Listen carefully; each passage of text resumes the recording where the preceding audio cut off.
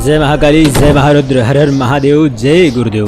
साधकों, आज हम आपको बताने वाले हैं ग्रहों की साधनाओं के बारे में। बहुत टाइम से एकदम विलुप्त से हो गए थे, काफ़ी लोग बहुत परेशान हो गए थे, बहुत मैसेज हमारे पास आए और काफ़ी समय से हम यहाँ नहीं थे, तो कुछ समस्याओं में घिरे हुए थे और स्वास्थ्य भी कुछ ठीक नहीं रहा और काफ़ी समय तक हॉस्पिटल में भी भर्ती रहना पड़ा। कुछ कारणों के कारण मैं बहुत परेशान भी रहा, कुछ समस्याएं भी हुई, बहुत सारी दिक्कतें का भी सामना करना पड़ा। परंतु सारी चीज़ों को पीछे छोड़ देते हैं, किसी भी चीज़ के रोज़ को मन में लेकर नहीं बैठते हैं, क्योंकि रोने से और दुख व्यक्त प्रकट करने से कोई भी समस्या का समाधान नहीं होता है। हंसते रहिए, मुस्कुराते रहिए, सारी समस्याएं ऊपर वाला माता महाकाली सब कुछ सही करेंगी।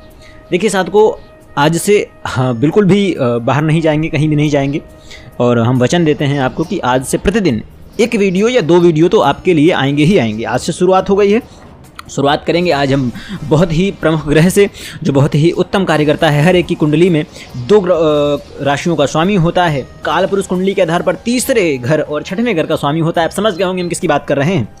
तो साधकों, ग्रहों की साधना के बारे में बताने वाले हैं। तो किस ग्रह की साधना आपके लिए बेहतर होगी, कौन सा ग्रह आपको देगा भवन वाहन का असीम सुख, कौन सा ग्रह कराएगा आपको विदेश यात्रा, किस ग्रह में है ताकत आपके भाग्य को चमकाने की, कौन सा ग्रह आपके भाग्य का स्वामी है, कौन सा ग्रह आपके ऐश्वर्य का स्वामी है, कौन से ग्रह की साधना आपके ऐश्वर्य भाव को जागृत करेगी, कौन सी ग्रह की साधना आपको नौकरी दिलाएगी, कौन सी ग्रह की साधना आपको सुंदर पत्नी दिलाएगी, शिक्षित पत्नी दिलाएगी। और शादी ही आदि के बंधन में बंधने से पूर्व बहुत सारी जो समस्याओं का सामना कभी व्यक्ति को करना पड़ता है, वो किस ग्रह की साधना से दूर होगा।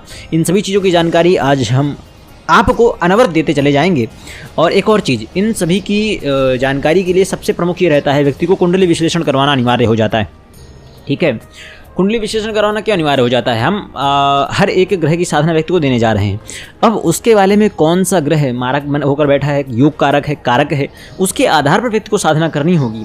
किस क्रम से करनी होगी, वस्त्रों का चयन और मुहूर्त का चयन, नक्षत्र का चयन, चंद्रमा नक्षत्र, बुध नक्षत्र, गुरु नक्षत्र और आत्मा कारक ग्रह नक्षत्र, इन सभी के नक्षत्र और नक्षत्रों के पद के आधार पर मंत्र आदि की स्थितियां बनाकर आपको हम विशेष साधनाएं करवाते हैं। इस कारण से सबसे प्रमुख व्यक्ति ये हो जाता है कि आप सबसे पहले कुंडली विश्लेषण करवाएं। अगर कुंडली विश्लेषण आपने नहीं करवाया तो आपको यही नहीं पता चल पाएगा कि आपके लिए आवश्यक, आपके लिए जो प्रमुख ग्रह है वह कौन है, किसकी साधना आपको करनी चाहिए। और ऐसे ही सारे ग्रह की अगर आप साधना करेंगे तो आपको 9 ग्रहों की साधना करनी पड़ेगी, बहुत लंबा समय लग जाएगा। और जैसे मैं आपको बताऊं, और मान लीजिए किसी कार्य के लिए आप गए, किसी जॉब को आप लेने के लिए किसी ऑफिस में जाते हैं, आपको मैनेजर का नाम नहीं पता है। आप बैंक जाते हैं, आपको कैशियर का नाम नहीं पता है, आपको कैशियर का काउंटर नहीं पता है, तो आप कैसे जान पाएंगे कि हमें पैसा कहाँ से मिलेगा। वही है कुंडली में, जब तक आपको ये नहीं पता चल पाएगा कि आपके लिए कौन पैसे लेकर बैठा हुआ है या कौन सा ग्रह आपके लिए रास्ते खोलेगा, जब आपको यह जानकारियां नहीं होंगी तो आप कैसे उसे प्रसन्न कर पाएंगे और उसकी साधना के माध्यम से आगे बढ़ पाएंगे। साधकों, तो आज हम बताने वाले हैं आपको यही सारा क्रम। तो कुंडली विश्लेषण करवाएंगे, उसके पश्चात आगे बढ़ेंगे, तभी आपको प्रमुख जानकारी प्राप्त हो पाएगी कि कौन से ग्रह की साधना आपके लिए उत्तम होगी। आज हम बताने वाले हैं सबसे प्रमुख ग्रह, सबसे उत्तम ग्रह, उन ग्रहों की साधनाओं की शुरुआत करेंगे जो अधिकतर कुंडलियों में विशेष वृद्धि और प्रसिद्धि के स्वामी होते हैं। आज ग्रह हैं बुध, बुद्धि के प्रदाता। सर्वप्रथम बुध ग्रह की साधना हम शुरुआत करते हैं। बुध है तो बुधवार से साधना होगी, शुरू की जा सकती है बुधवार से साधना। बस इतना ध्यान रखना होगा कि शुक्ल पक्ष का प्रथम बुधवार हो तो सर्वश्रेष्ठ रहेगा। प्रथम नहीं मिल पा रहा है, कोई समस्या हो जाती है तो द्वितीय भी चलेगा, पर प्राथमिकता हम प्रथम को देते हैं, क्योंकि जैसे ही शुक्ल पक्ष लगता है और शुक्ल पक्ष जिस दिन से लगे उसी दिन बुधवार पड़ जाए है, और वो आपके चंद्रमा नक्षत्र और बुध नक्षत्र के आधार पर पड़ जाए, उस दिन आपका बुध का नक्षत्र भी पड़ जाए, कितनी उत्तम बात है। और इसके लिए किसकी आवश्यकता होगी? कुंडली विश्लेषण की आवश्यकता होगी और स्कैनिंग की आवश्यकता होगी। हाँ, जो कोई कुंडली विश्लेषण और स्कैनिंग वगैरह कराना चाहता है हमसे संपर्क कर सकता है व्हाट्सएप नंबर के माध्यम से। और अब से व्हाट्सएप नंबर आपके वीडियो में भी हम ऊपर शो करने लगेंगे। काफ़ी लोगों को दिक्कत होती है, बार हमसे पूछते हैं, तो वीडियो में सामने भी हम लिख करके बोल देंगे, तो वो एडिट करके डाल देंगे, आपको दिखने लगेगा वहाँ पर। तो बस इतना ध्यान रखना है कि शुक्ल पक्ष का प्रथम बुधवार हो तो बहुत उत्तम रहेगा। बुधवार की साधना बुधवार से, गुरुवार की माफ़ कीजिएगा, बुध की साधना बुधवार से शुरू की जा सकती है। सुबह बहुत प्रसिद्ध मुहूर्त रहता है, मैं बताता हूँ, 4:10। अगर आप साधना शुरू करते हैं बुध की तो 4:10 पर आप साधना शुरू कर दें सुबह। ठीक है, रात्रि करना चाहें तो कर सकते हैं, प्राथमिकता मैं बुधवार की सुबह ही देता हूँ। अगर रात्रि करना चाहें तो 10:31 और विशेष मुहूर्त व्यक्ति के बुध नक्षत्र के आधार पर निकाला जाएगा। क्या क्या आवश्यकता होगी?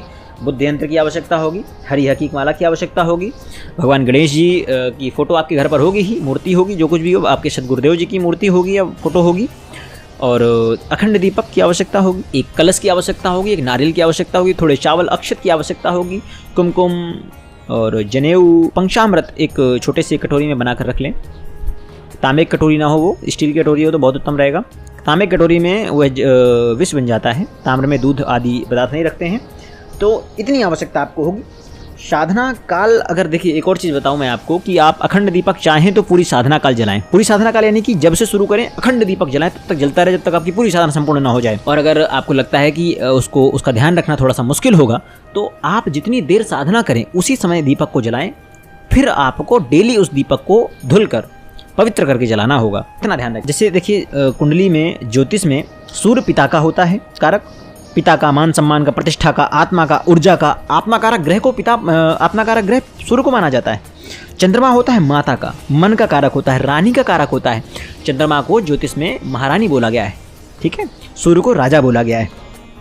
मंगल को साहस, मंगल साहस का प्रतीक होता है, शक्ति का प्रतीक होता है, सेना का, युद्ध का कारक होता है, भाई का भी कारक होता है। बुध वाणी का कारक है, बुद्धि का कारक है, तर्क का कारक है, इंटेलेक्चुअल चीज़ों का कारक है, संचार का कारक है, समझ रहे। बहन का कारक है बुध, धन का कारक है बुध, लेखनी का कारक है बुध, गुरु शिक्षा का, संतान का, धर्म का, धन का, मूल कारक धन का। शुक्र भौतिक सुख सुविधा का कारक होता है, सौंदर्य का कारक होता है, रोमांस का कारक होता है, कला का कारक होता है, भोग विलास का कारक होता है, विवाह का कारक होता है शुक्र। जब भी कालपुरुष कुंडली के आधार पर हम देखते हैं तो सप्तम ग्रह पर तुला राशि आती है, तो शुक्र उसी का स्वामी है। तो विवाह का कारक शुक्र और विवाह की कारक राशि कौन सी है? तुला, ठीक है। और शनि कर्म का कारक है, कर्माधिपति बोला जाता है उसको, न्याय का कारक ग्रह है। राहु छाया ग्रह है, केतु भी छाया ग्रह है, ठीक है। इनकी भी साधनाएं होती हैं, बिल्कुल होती हैं, ठीक है। तो आज हम आपको बुद्ध की बता रहे हैं। क्या क्या आवश्यकता होगी, हमने बता दिया आपको। बुद्ध यंत्र की आवश्यकता होगी, हरी हकीक माला की आवश्यकता होगी, दोनों पूर्ण प्राण प्रतिष्ठित हों, अखंड प्रतिष्ठा से प्रतिष्ठित किए गए हों। और आप अगर चाहें तो इन सभी चीज़ों की, साधनाओं की सामग्री आदि से मंगा सकते हैं। किसी भी साधना की सामग्री हमारे माध्यम से मंगा सकते हैं। व्हाट्सएप में संपर्क करना आवश्यक होगा, ठीक है। कैसे करना है, क्या विधि रहेगी, पूरी बताते हैं आपको हम। साधना के लिए स्नान आपको करना होगा। स्नान के पश्चात हरे या सफ़ेद वस्त्र पहनने हैं, आपको धारण करने हैं, और प्राथमिकता हम हरे को देंगे। और बाकी चीज़ें ध्यान में रखनी पड़ेंगी कि आपके कुंडली में आपका मारक ग्रह कोई ऐसा तो नहीं जिसका कारक सफ़ेद हो, जिसका रंग या इसका प्रतिष्ठित रंग, जिसका मुख्य रंग सफ़ेद हो। उसके आधार पर इसको चेंज किया जा सकता है। इस कारण से कुंडली का विश्लेषण बहुत आवश्यक हो जाता है, ठीक है। प्राथमिकता हम देते हैं हरे रंग को और सफ़ेद रंग को, और उत्तरमुखी होकर बैठना है। अत्यधिक गहराई है तो कुंडली का विश्लेषण करना बहुत अनिवार्य है, जैसे मैंने हर बार बताया है। उत्तरमुखी होकर बैठना है। आसन भी आपका हरा होना चाहिए, और बाजूट पर जो आप कपड़ा लगाएंगे, डालेंगे, बिछाएंगे, वो भी हरा होना चाहिए, हल्का हरा हो। अब आपको गुरुचित्र और श्री गणेश की प्रतिमा या फोटो जो भी आपके पास हो वो आप लाकर वहाँ स्थापित करें। बुद्ध यंत्र स्थापित करें, उसके बगल में हरी हकीक माला स्थापित करें। और जो कलश आप लेकर आए हैं, कलश कुमकुम को एक पात्र में घोल लें। पंचामृत को अपने पास कटोरी में रखें। आम के पत्ते 5 लाएं, आम के पत्तों को रखें अपने पास। नारियल को भी अपने पास रखें। नारियल में एक चुनरी उड़ा सकते हैं, या बाद में भी आप उसको धारण करके रख दीजिएगा। थोड़े से अक्षत एक कटोरी में जो कलश के ऊपर रखी जाएगी ढकने के लिए, उसमें भरकर पहले से रखें। और थोड़े से अक्षत पूजन के लिए अलग अलग से रखें, ठीक है। सबसे पहले क्या करना है, आपको स्थान ग्रहण करना है, पवित्रीकरण करना है, ठीक है। पवित्रीकरण करना है। ओम अपवित्रो सर्वावस्थांगतो व्यास में पुंडलिका से मंत्राशुषि। देखिए मैं आपको एक चीज़ बताऊँ, जिस व्यक्ति को मंत्र नहीं भी आते हैं तो भी वो बहुत बढ़िया पवित्रीकरण करे, आचमन करे, चारों ओर जल छिड़के, आसन पर जल के छिड़के आसन का पवित्रीकरण करे, फिर आचमन करे। ओम केशवाय नमः, केशवाय पुनातो, नारायणाय नमः, नारायणाय पुनातो, माधवाय नमः, माधवाय पुनातो, हस्तो वृक्षाल्य ऋषिकेशाय नमः। इतना कहते हुए हाथ धो ले। अगर उसे कोई मंत्र नहीं आता है तो भी वह भाव प्रधानता इतनी कर दे, मंत्र की आवश्यकता ही न पड़े, सारा काम भाव का है ना। भाव और विश्वास इन्हीं का सारा काम है। मंत्र एक बार आप संस्कृत मंत्र नहीं भी बोलेंगे, भाव आपका उस प्रकार का है। आप अगर मिठाई नहीं भी खिलाएंगे, आपने इतने प्यार से बोल दिया, आपने किसी का सम्मान कर दिया, वो व्यक्ति आपके लिए जीवन भर ऋणी हो जाएगा आपका। यह है भाव। भाव का भूखा हूँ मैं, बस भाव ही है ना। भगवान ने खुद बोला हुआ है, भगवान ने भाव के वश ही होकर तो सबरी के बेर खाए थे। जूठे बेर खाए थे, इसलिए भाव की प्रधानता रखिएगा। तो क्या करना है, पवित्रीकरण करना है, हाथ में जल लेकर के आचमन करना है, आसन पवित्रीकरण करना है, तत्पश्चात हाथ धो लेना है। ध्यान रखिएगा आचमन आसन पवित्रीकरण के बाद ही करें, ठीक है। अब दीपक प्रज्वलित करना है, दीपक प्रज्वलित करें। ध्यान रखें दीपक को प्रज्वलित करने से पहले अच्छे से उसे धुल लें, साफ कर लें, और आप दीपक घी का लगाएं, शुद्ध घी का साधना काल में जलाना है, ठीक है।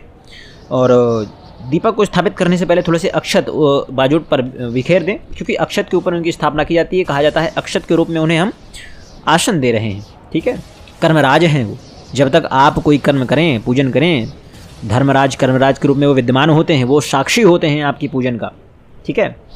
दीपक पूजन करें, फिर उसके पश्चात कलश स्थापना करने। कलश स्थापना के लिए आपको क्या करना है कि कलश के अंदर जल भरें, उसके पश्चात एक सिक्का एक सुपारी डालें, और उसके पश्चात घट पूजन करना है। घट पूजन का क्या होता है कि सामान्य धूप दीप से उनको पहले स्थापित कर दें एक जगह पर जहाँ पर उन्हें रखना है।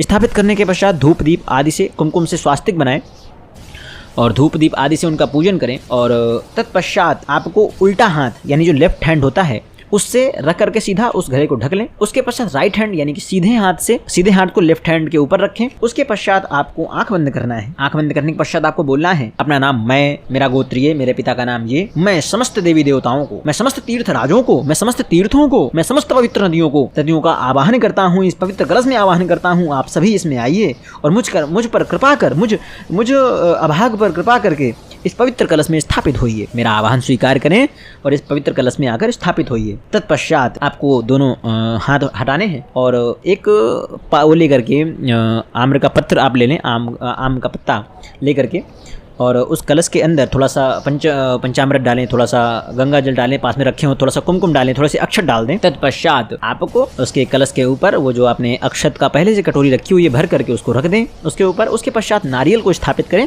नारियल का धूप दीप कुमकुम आदि से, अक्षत आदि से पूजन करें और एक आपके हिसाब से उसमें एक बनाएं, स्वास्तिक बनाएं, नारियल में भी स्वास्तिक बना दें। तत्पश्चात एक चुनरी से उसको चारों ओर ढक दें। ढकने का मतलब लपेट दें, नारियल को लपेट दें। उसके पश्चात एक कलावा के माध्यम से बांध दें, वो हटे नहीं, ठीक है। उसके पश्चात कलश का पूजन आपका संपूर्ण होगा। अक्षत धूप दीप आदि से संपूर्ण बढ़िया पूजन करें, भाव प्रधानता होकर के। मैंने बोला ना हर चीज में भाव की प्रधानता रखिए। उसके पश्चात लाल चुनरी नारियल में लपेट कर रख दें। कलश के ऊपर आम के पत्ते लगाकर 5 आम के पत्ते लगाकर कलश स्थापना आपकी हो गई। ये लघु और पर्याप्त कलश स्थापना थी जो आपको हमने जानकारी दी है। यह कलश स्थापना बहुत बड़ी होती है, बहुत विकराल होती है, बहुत विकट होती है। विकराल का मतलब ये कि बहुत विस्तृत होती है, हर एक स्टेप में मंत्रोच्चारण है। पर मैंने क्या बोला आपको, पूरी प्रधानता आपके मन की है। मन की स्थिरता, मन के भाव प्रधानता, विश्वास, स्थायित्व सब कुछ आपका है। तो कोई संस्कृत के मंत्रों की आवश्यकता भी नहीं है, इसमें से ही आप कार्य कर सकते हैं, ठीक है। बहुत लोगों को दिक्कत होती है अगर मैं यहाँ पर पूरे मंत्रों की उच्चारण करता, तो इस कारण से पूर्ण मंत्र उच्चारण न करके मैंने जितनी लघु और पर्याप्त विधि हो सकती थी वो मैंने आपको बताई है। अब इसके पश्चात क्या करना है, इसके पश्चात होगा भगवान श्री गणेश का पूजन। प्रतिमाधिपति हैं जो, उनका पूजन होगा। देखिए अगर वो मूर्ति है उनकी तो उनको स्नान कराएं, बढ़िया स्नान कराएं, उनको गंगा जल से स्नान कराएं, पंचामृत से स्नान कराएं, शुद्ध जल से स्नान कराएं, गंगा जल से। उसके पश्चात उन्हें साफ करके, सुखा करके, पोंछ करके उन्हें अच्छे से सामने स्थापित करें। अगर फोटो है और भगवान सद्गुरुदेव की भी फोटो ही है, दोनों का बारी बारी से आम का पत्ता जो था उसी के माध्यम से, कुमकुम उसी के माध्यम से, थोड़ा सा पंचामृत उसी माध्यम से, गंगा जल थोड़ा सा उनके ऊपर छिड़क दें, ठीक है। तत्पश्चात भाव प्रधानता लेकर के उनका पूजन संपूर्ण करें। कुमकुम अक्षत आदि से तिलक करके, उसके पश्चात धूप दीप आदि करके उनका बढ़िया पूजन संपूर्ण करें। और जो जनेऊ मैंने एक बोला हुआ था, जनेऊ 2 कर लीजिएगा। एक जनेऊ कलश के ऊपर डालिएगा, एक जनेऊ भगवान श्री गणेश के ऊपर डालिएगा, मतलब उन्हें अर्पित कीजिएगा। यज्ञोपवीतं परमं पवित्रं प्रजापतिहं सहजं पुरस्तात् आयुष्मेग्रं पतिमुच्च शुभ्रं यज्ञोपवीतं बलमस्तु तेजा। ये यज्ञोपवीत का मंत्र है, ठीक है। अगर आपको नहीं दिया था तो भी आप उस यज्ञोपवीत में थोड़ा सा कुमकुम लगा करके भगवान को अर्पण करें, कलश में चढ़ा दें, ठीक है। बहुत बढ़िया संपूर्ण हुई आपकी घट प्रतिष्ठा, संपूर्ण हुई, घट पूजन संपूर्ण हुआ, भगवान श्री गणेश का पूजन संपूर्ण हुआ, सद्गुरुदेव का पूजन संपूर्ण हुआ। तत्पश्चात मैं एक चीज़ बता दूं आपको, बुद्ध यंत्र की प्राण प्रतिष्ठा पहले से ही कर लें। माला की, यंत्र की, प्राण दोनों की बहुत बेहतर तरीके से आप कर लें। और आप चाहें तो हमसे मंगवा भी सकते हैं, दोनों चीज़ें पूर्ण प्राण प्रतिष्ठित मिलेंगी। अगर आप हमसे मंगवाते हैं तो कोई आवश्यकता नहीं पूजन की, आप केवल बुद्ध यंत्र को स्नान करा करके उनका सामान्य पूजन सामने कर दीजिएगा, उतना पर्याप्त होगा। माला को स्नान कराने की आवश्यकता नहीं है, ठीक है। उसको सामान्य कुमकुम आदि उसमें हल्का सा लगा दीजिए, उसका पूजन कर लीजिएगा, उतना पर्याप्त है धूप दीप से, क्योंकि पूर्ण प्राण प्रतिष्ठित होगी हमसे मंगाएंगे तो, है ना। और अब क्या करना है आपको, अब आपको संकल्प लेना होगा। संकल्प के लिए क्या करना है, दाहिने हाथ में जल लेना है। कोई बहुत ज़्यादा आपको संस्कृत का इस्तेमाल नहीं करना है। ओम विष्णु विष्णु विष्णु 3 बार बोलें। उसके पश्चात मैं, आपका नाम बोलना है, आपके गोत्र का नाम, मेरे पिता का नाम, मेरा जन्म स्थान यानी कि आप जहाँ रह रहे हैं आपका पता। इतना बोलने के पश्चात आपको बोलना है, हे प्रभु, समस्त देवी देवताओं को साक्षी मानकर, कर्मराज दीपक को साक्षी मानकर, भगवान श्री गणेश भगवान सदगुरुदेव को साक्षी मानकर, मैं नवग्रह देवताओं को साक्षी मानकर भगवान बुद्ध ग्रह की साधना करने जा रहा हूँ। अब आपको कितना संकल्प लेना है वो आप यहाँ पर बोलेंगे। आप 1.25 लाख का अनुष्ठान कर रहे हैं, आपको 11 दिन में संपूर्ण करना है, 21 दिन में संपूर्ण करना है, 41 दिन में संपूर्ण करना है। अधिकतम 41 होगा, न्यूनतम 11 होगा। ठीक है, अपने आधार पर आप यहाँ पर संकल्प लेंगे।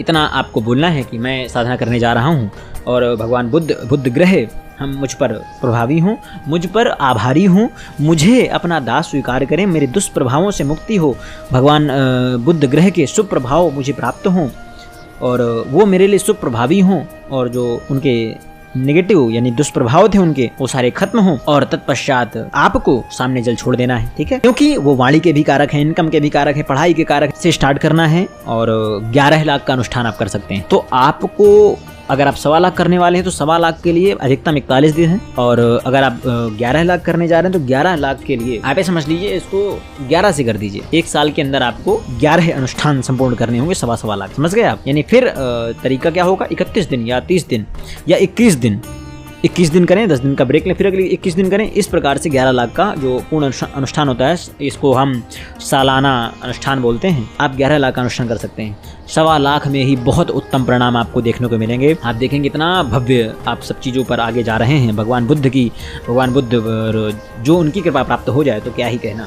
अब देखिए, अब आपको यंत्र, आपने संकल्प ले लिया, यंत्र पूजन हो चुका है आपका, माला पूजन आपका हो चुका है, गुरु पूजन आपको करना है, गणेश पूजन आपको आप सब कर ही चुके हैं, सारी चीज़ आप कर चुके हैं। ठीक है, अब आपको क्या करना है, आपको माला उठानी है वहाँ से। उस माला से सबसे पहले 1 माला गुरु मंत्र का जाप करना है। 1 माला गुरु मंत्र का जाप आपने कर लिया, तत्पश्चात आपको 4 माला गणेश मंत्र की जाप करना है। ठीक है, उसके पश्चात आपको भगवान बुद्ध का जो बुद्ध ग्रह हैं उनका मंत्र है, उसका आपको मंत्र सामने दिख जाएगा, ना दिखे तो डिस्क्रिप्शन पर मिल जाएगा। मैं एक बार बोलकर सुना देता हूँ। ओम ब्राम ब्रीम ब्रोम सह बुधाय नमः, ये मंत्र है। अब देखिए, अगर आप 41 दिन की साधना कर रहे हैं तो 30 दिन लगेंगे आपको, माफ़ कीजिएगा, अगर आप 41 दिन की साधना कर रहे हैं तो 30 माला प्रतिदिन आपको लगेंगे जप करने के लिए। अगर आप 21 दिन का संकल्प ले रहे हैं तो 60 माला प्रतिदिन। अगर आप 11 दिन का ले रहे हैं तो करीब 130-135 माला प्रतिदिन के आसपास आएगा। एक बार निकाल लीजिएगा आप।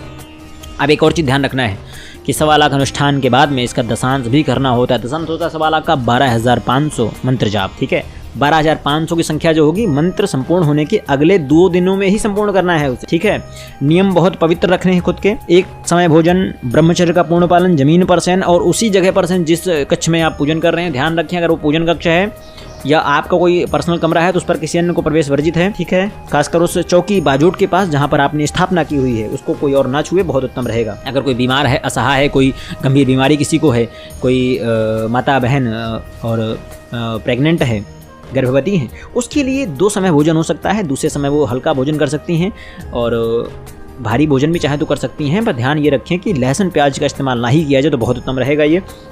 ठीक है, यह है सामान्य नियम, यह है सारी चीज़ें। आपको हमने सारी चीज़ हमने बता दी, ऐसी कोई चीज़ नहीं है जो हमने इस साधना से रिलेटेड आपको ना बताई हो।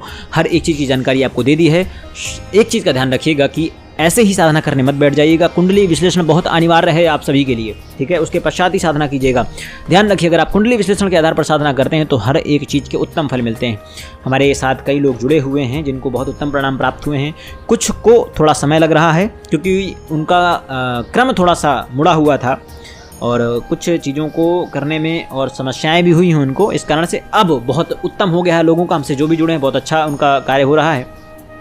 और जिन्होंने अनुष्ठान करवाए हैं, जिन्होंने बुद्ध ग्रहों की शांति भी करवाई है, जिन्होंने नवग्रह अनुष्ठान किया, जिन्होंने महामृत्युंजय कराया, सब बहुत उत्तम फल फूल रहे हैं। और जो कर रहे हैं साधना, जो करवा रहे हैं, जो कर रहे हैं, दोनों बहुत उत्तम प्रकार से कार्य कर रहे हैं। ठीक है, बाकी आपको जो प्रमुख अपडेट्स आदि हैं, जो कुछ हमारा नया साधनाएं हैं, छोटी छोटी साधनाएं तो हम टेलीग्राम में डालते रहते हैं, है ना। और जो साधनाएं व्यक्ति करना चाहे उसको हम यहाँ बताते ही रहेंगे। विस्तृत चीजों के लिए आप व्हाट्सएप पर संपर्क कर सकते हैं और विस्तृत साधनाओं के लिए, अगूढ़ साधनाओं के लिए हमारे ग्रुप से जुड़ सकते हैं। ठीक है, एक और चीज, जिस दिन आप ये साधना संपूर्ण करें, विस्तृत बढ़िया हवन करवाएं। ठीक है, घर पर पंडित बुला सकते हैं, बहुत उत्तम है। नहीं बुला सकते, कोई आवश्यकता नहीं है, आप खुद से हवन कर सकते हैं। इसी मंत्र का हवन करना है। ठीक है, अब नारियल जो है रहेगा, जो नारियल आप रखा हुआ है विसर्जन करने के पश्चात आप उस नारियल को, अगर आप नारियल को घर पर टांगना चाहते हैं, घर पर रखना चाहते हैं, तो 13 महीने, माफ़ कीजिएगा 14 महीने आप उसे घर पर टांग सकते हैं, अपने व्यापार के स्थान पर रख सकते हैं।